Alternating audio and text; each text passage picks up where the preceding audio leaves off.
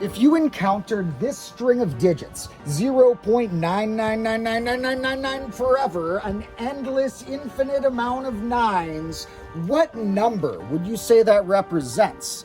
Well, that's a question that has caused many arguments throughout history, because this string of digits, which also can be written as 0.9 with a line over that to signify that that digit repeats endlessly after that, is something that many people will insist must fundamentally be describing the same number that the number 1 is. And then a lot of other people will tell you that 0.infinite nines can't equal 1. Those have to be describing different things, and this would have to be some infinitesimal amount smaller. And while the people who say that it can't equal 1 are the most wrong in this scenario, and these people are closer to right, a lot of the people who know that this could describe 1 describe it completely wrong and still have a lot of misconceptions. So to clear a few things up, let me take you on a little journey to see what's really going on with this controversial number. Now, before we jump into analyzing this sort of number, there are a few important clarifications to make. First of all, there's a difference between the symbols we use to represent numbers, which we'll call a digit string, and a number itself, which can be a fundamental trait. Like if an alien landed and I could demonstrate to them that this was 1 unit of something, they could tell that this was 9 units under the fundamental number 9. Not this symbol that we use to mean a 9, that you wouldn't have any idea what it meant if you were an alien and didn't happen to know modern base 10 language. Second of all, with this infinite amount of 9s here, we should clarify that there's a difference between an infinitely large number and a representation or digit string that has infinitely many digits somewhere in it. Like this number has an infinite amount of digits, but it's certainly not describing something infinitely large, because that infinity is sitting to the right of that decimal point, and there's not anything big happening in the integer portion. As a final clarification or reminder, we're dealing with an infinite amount of something here, and infinity is always pretty weird and hard for humans to wrap their minds around. And sometimes humans think of infinity in philosophical terms, but here with all these 9s and a potential equality, we have to trust math to a degree, even if our intuition tells us it doesn't feel right for that to ever be 1. So if you watch this whole episode and you understand and trust all the math, but you still feel in your gut like something's a little off or wrong about this digit string describing the same number as 1 in any circumstance, well, you know, maybe you can't trust your instinct too much there. Maybe it's just weird feeling because it's infinity being infinity. And with all of that said, let me show you some numerical demonstrations that this digit string isn't actually much weirder than some other digit strings that people seem a lot more comfortable with. A lot of people seem uncomfortable with letting the number 1 have this 0.infinite9 representation as some alternate form, yet seem comfortable with letting 1/3 have a decimal form that's 0.infinite3s. And we're going to hit some contradictions there if you want this to be true and this not to be true. And 1/3 will come in handy with some demonstrations I'll show you about how if this should be considered a number and should be considered equal to 1/3, it will lead us to this needing to be a number that equals 1. But before we use that as leverage to say that 0.infinite9s must equal 1 or anything, we need to stop and think about if or when it's actually true that a number can even have an infinite amount of digits somewhere in it. Some people take it for granted that the number 1/3 gets an infinite amount of 3's to the right of the decimal point, but there's no number in the system of real numbers that humans currently use that has an infinite amount of 3's to the left of the decimal point.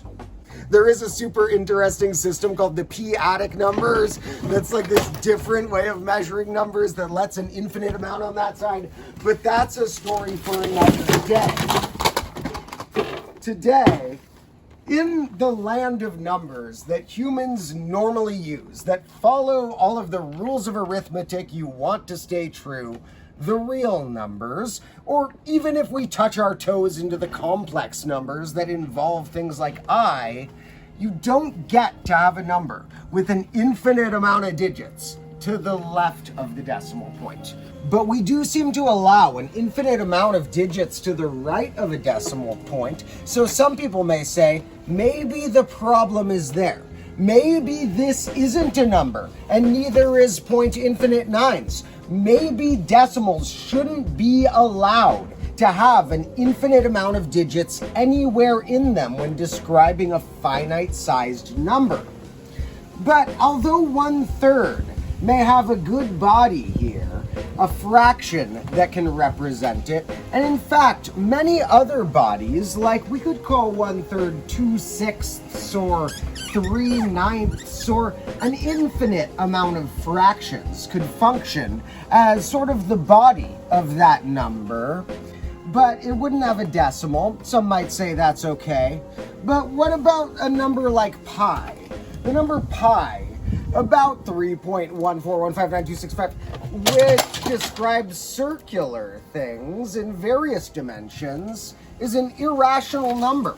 That means that it doesn't have a fraction that represents it.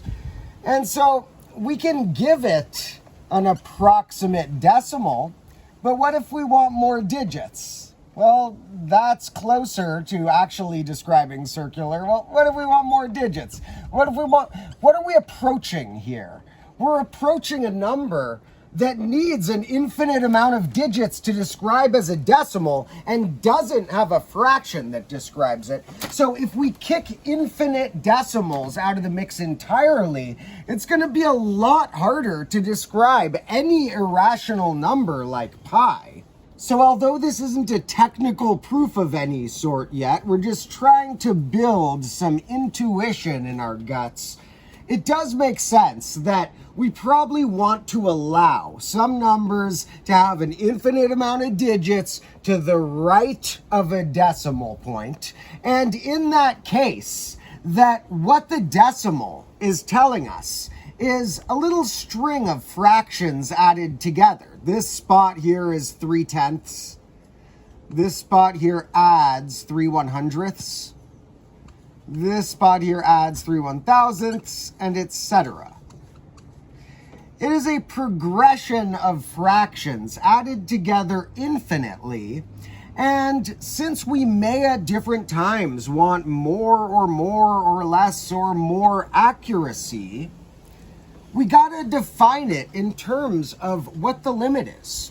What is it approaching if we wanted some arbitrarily large amount of accuracy?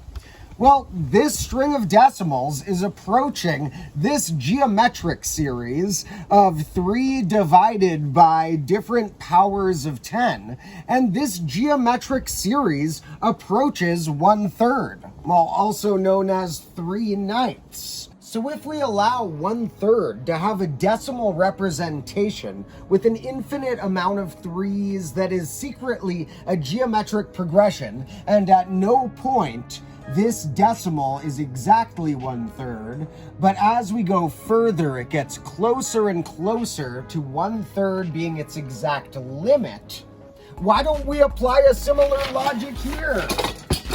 Now, if we bring 2/3 into the mix, which I'm gonna write as 6/9, which does equal 2/3, and you'll see why I'm writing them in this form in a minute. many people would agree that 2/3 equals 0.infinite sixes. And that's a way that we could represent the number 2/3, similar to how that's a way we could represent the number 1/3. And if we accept both those facts, we can see that some of the typical rules of addition and multiplication that we're used to still hold. Like if I wanted to take 1/3 plus 1/3, which we know logically should equal 2/3, the math adds up. This plus itself would be 3 plus 3 on each of these spots, none of them hitting 10 to overflow to the next place, and each place being a 6. In fact, any fraction that has 9 in the denominator has a pretty neat pattern.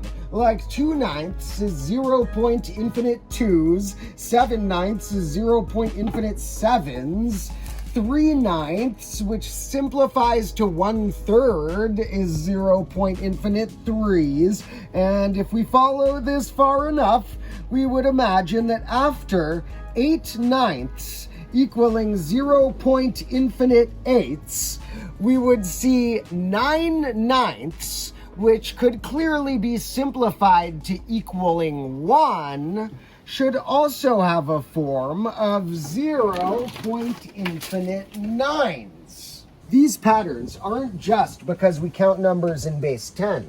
We would get similar patterns if we counted in any other standard positional numeral base. And we might notice that the denominator that did cool stuff here is 9, one less than the base number 10 that we count in. And the patterns that would emerge in other bases would come when we had fractions with a denominator that was one less than the base number. Like if we counted numbers in base 6, fractions with 5 as their denominator would have a similar pattern. And 1/5 in base 6 would have that decimal representation. 2/5 would look like that. 3/5 would look like that, 4/5 like that, and the big cultural debate would be whether 0.infinite 5s does equal 5/5, or in other words, 1. Now here in base 10, if we accept these as representations of these ninths, even if we don't accept that the pattern obviously leads to that, we can do some simple arithmetic and note that 1/3 equals 0.infinite 3s, and if we multiply each side of this equation by 3, we get 3/3, which we know equals 1, equals 0.infinite 9s. That digit times 3 in every spot. Or for another classic demonstration, we could say 0.infinite 9s we'll call x, and we want to see if x equals 1.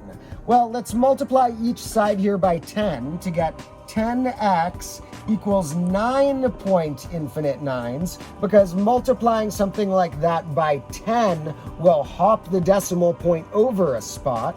And now let's subtract that first equation from that next one. 10x minus x equals 9.infinite 9s minus 0.infinite 9s. Well, this side leaves 9x, and this side leaves 9. And if we divide by 9 there, we get x equals 1. And there are many other ways that you could use these representations and some simple arithmetic we know to prove in a way that 0.infinite 9s equals 1. Or at least some people call these proofs and use them to say things like 0.infinite 9s must equal 1, but that's taking it a little too far. These are more of demonstrations to help us get an instinctual feeling for what's going on here. We can't call them proofs because they rely on a bunch of assumptions. Like, we never proved that 0.infinite 3s exists in our system, or that multiplication works the same way in our system if we're allowing stuff like that. To do an actual proof that 0.infinite 9s makes sense to be 1 in our system is a little trickier. Let's note that if we say that 1 and 0.9 are the same number, that's saying that 1 minus that equals 0. And if you say that 1 and 0.9 are different, and that 0.9 is a number that's slightly smaller than 1, we're saying that 1 minus that is some positive non-zero quantity. This non-zero amount, if it exists, would be some tiny shred, barely bigger than 0, almost as if we took 1 divided by infinity and said that wasn't 0, but was some tiny amount larger than 0, often referred to with the Greek letter epsilon to mean some tiny minuscule shred of a number. In this case, something smaller than any reciprocal of a number, something such a close shred to 0 that in many systems it can't exist. Here, this epsilon would be what's called an infinitesimal, a type of number that's used in certain systems of math, like the surreal numbers and the hyperreal numbers. But in these systems that allow an infinitesimal shred to be considered a number, you lose many of the typical properties of arithmetic that we're used to. People take many properties of arithmetic for granted. We assume, of course, a plus b equals b plus a for whatever values I plug in. We assume if I have a plus b plus c and I make that equal itself, that it doesn't matter where I put the parentheses. But these are very specific rules that our real number system gets to follow, and we can't take for granted if we jump to another system. The system of real numbers follows what's known as the Archimedean property that says that for any two numbers in it, you can find another number that multiplied by one of those numbers is larger than the other. And this can be used to show that there is no maximum element of a system like this, like there's no largest real number that no other real number is bigger than. And you can also use this to demonstrate that this type of system can't have a smallest element. There can't be a real number, a tiny shred of a fraction that's closer to 0 than any other real number. Now, it's another more philosophical and complicated story as to whether humans could ever develop a functional system of numbers that didn't follow the Archimedean property.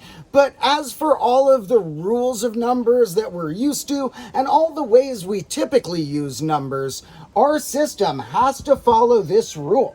And infinitesimals don't really work in conjunction with it. Well, as cool as infinitesimals sound, unfortunately, on the real number line... Oh, I do have a nut for you. You want a nut? Cool, I brought you one. Alright. Oh, is he gonna eat it right here?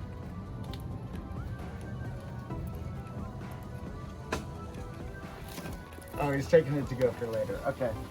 Anyway, on the real number line, if we want to follow all of the typical rules that we like to know, that we learned in school back in the day, that classic real number line, the classic associative and distributive and commutative properties and such, well, infinitesimals don't really work. If we look at this number 1 right here, and we imagine this number, 0.9, as supposedly being a different number, well, the real number has an axiom that states in between any 2 points you could choose to pick on it, there's an infinite amount of more numbers on there, which makes sense. It's called a number line. If you took a line and you pick any 2 points on it that are different, there's an infinite amount of points between those. So If 0.infinite9s lives right there at a different spot than 1, that means there's an infinite amount of more numbers in between them. And I bet you'd have trouble naming even one of those. What number would live between 0.infinite9s and 1?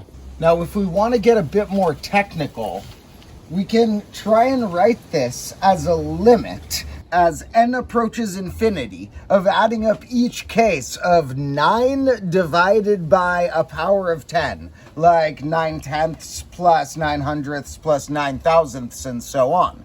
And we can break this limit down a little further. This expression where we add up 9 over different powers of 10 equals an expression of adding up 1 minus 1 over those powers of 10, and as we go toward infinity, the 1 part remains the same, and that shred approaches 0, leaving us with 1 minus 0, or 1, as our answer to that limit. But if you don't like using limits to define this, you can still find many different technical ways of proving that this works. However, if you want to prove that this is the best scenario, that's something you could write multiple books about, and theoretically something's still being investigated. You'd have to build many systems of arithmetic and show that out of all the systems of arithmetic that mathematicians have tried over history, the real numbers on the real number line works the best for humans, and that within the real numbers, things like infinitesimals don't fit. Now, if you're not comfortable using limits to describe any part of this proof here, there are many other ways that you can prove that if we want all of our other typical rules of math to hold, that we're led to the fact that a 0.infinite9 representation should equal 1. Now, that doesn't necessarily demonstrate that that is the only or best system, which is something theoretically still open to interpretation or research. But many mathematicians have researched it pretty thoroughly over the years. And so, if you want to try and find a system that holds as many of the normal rules as possible, but tries to turn this into a different number, you can feel free. Just know that it has been investigated over the course of history, and mathematicians have come to the conclusion that out of all the systems, the one with the least amount of glitches or least amount of paradoxical seeming inconsistencies is one that still has this strange detail. Now, once we accept that 0.infinite9s is an alternate way to write the number 1 within the real numbers, we have to accept that a lot of numbers have a second way to write them. Like 1.infinite9s is another way to write the quantity 2. And even 1.4 and then infinite 9s is another way to write the quantity 1.5.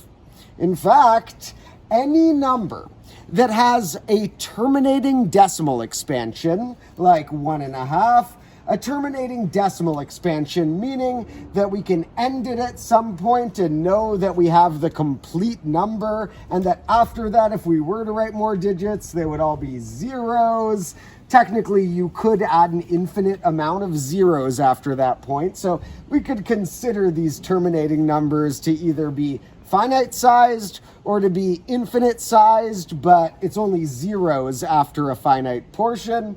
In either case, a number like 1.5, which we already know under many different bodies or names, like 150%, that's 1.5, 3/2, that's 1.5, 6/4, there's another 1.5. Even just in terms of the decimal expansions, any number with a terminating decimal will have another form another digit string that must logically be representing the same number. And that's not just true for base 10. In any standard positional numeral base, even if I can get the world to switch to base 6, we're gonna have some of these double representations. And for some reason, people get really caught up on that feeling weird when we know that numbers have many names and bodies they can live in. There's an infinite amount of fractions we know that I can say equal 1.5. So is it really that weird that there are 2 decimals that equal it?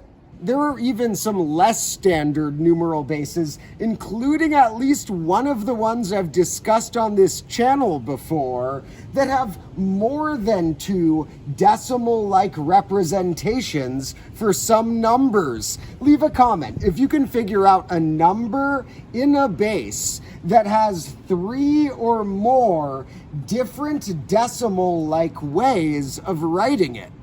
Now, in the more standard numeral bases, we don't have triple representations of decimals, but we are stuck with these double representations. And trust me, mathematicians have looked long and hard for a system that works as well as the real numbers and doesn't have this weird feeling glitch within it.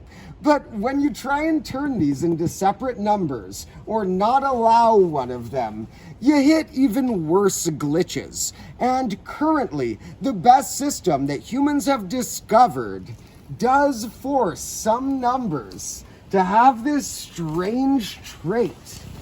So overall, can't isn't the right term to use to describe this, but must is also not the right term. So what about that original question? Does 0 point, an infinite amount of 9s, have some number that it represents? What if you encountered this string of digits? Would we say that it equals 1? Well, if you were an alien, these symbols would mean nothing to you. We need to know what language we're talking about. We need to have some presumptions. And I think it's safe to assume that if you see a number that a human or a computer or whatever shows you, that you don't hear any other details about having to exist in some alternate system or any other clarifications. We can assume that a number you're given is within the system called the real numbers. The system that you all grew up learning the times tables of and all the arithmetic simple rules that you're used to. And if we are within the real numbers, well, I think it's safe to say that this equation is true. So, I do believe point infinite 9s equals 1. In the sense that if we ever hear that without any additional clarifications, we assume we're using a system called the real numbers, and within that system, this is the most functional option.